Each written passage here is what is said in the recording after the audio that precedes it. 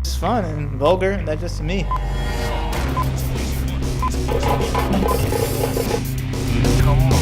The real answer is, what does racism mean to each individual person in this room?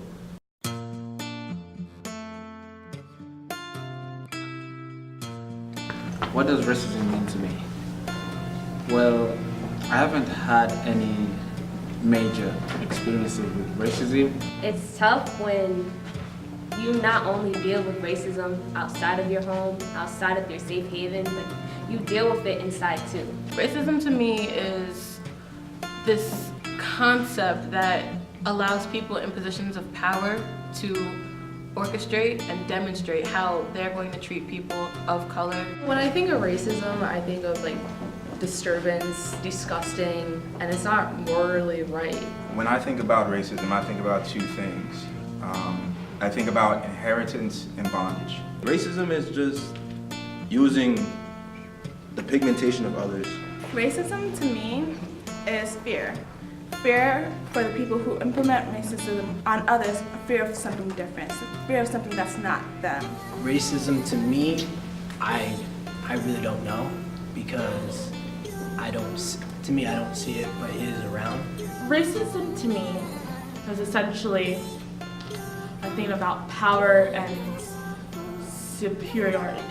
It's not right. It's one of those outdated concepts that society sadly has refused to relinquish and let go of. Same concept that allows for unsolicited comments about my hair and comments like, I'm so pretty for a black girl. I tell people all the time, it's been around all throughout history. You know, one of the interesting things that a lot of African Americans do is we have this big interest in, you know, where exactly we may have come from.